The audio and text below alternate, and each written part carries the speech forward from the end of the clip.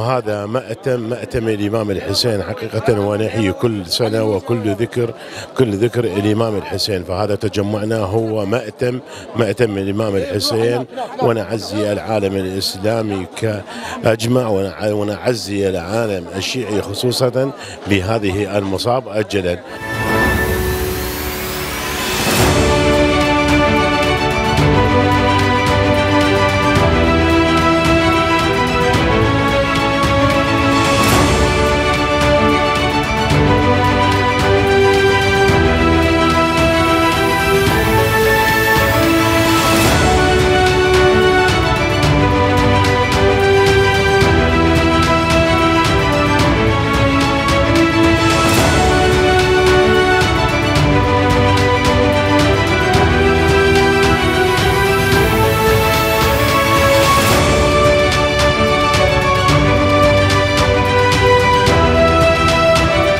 دعوة بمناسبة ثواب أبو عبد الله الحسين، جمع هاي العرب من بني كعب، اخوتنا وعمامنا والناس من شيوخ بني كعب. دائما الدعوة مستمرة لأبناء بني كعب بهاي المناسبات الكريمة.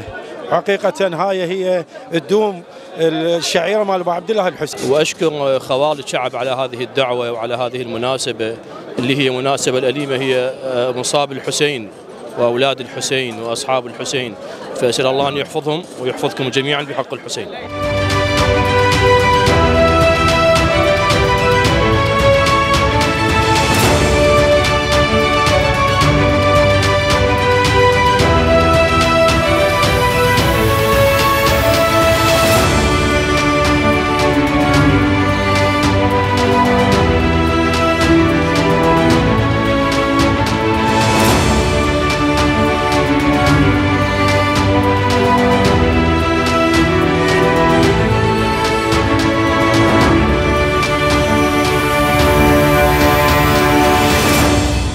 إنها ثورة فتحت باب التمرد على الطغيان أينما كان.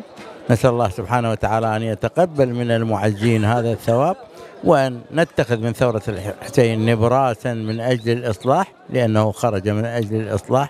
فإن كنا نحب الحسين فلنكن مصلحين، ولنبدأ بأنفسنا ثم من حولنا.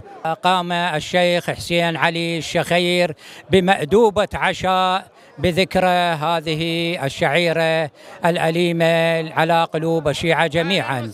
نحن بني كعب نقوم باستقبال الضيوف جميعا. اليوم عزاء باسم قبيلة شعب وإمارة شعب، وهذا يعني قليل بحق الإمام الحسين.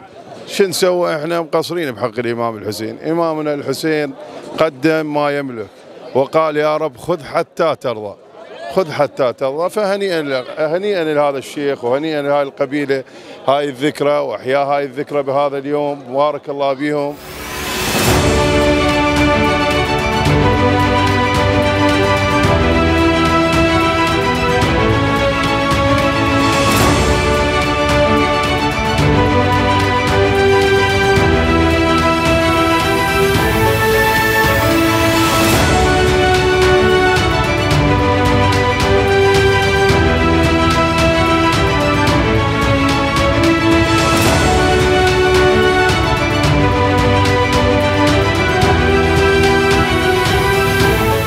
اليوم كل عمامنا شعب وكل العشائر الأخرى مجتمعة هنا في هذا الثواب للإمام الحسين عليه السلام.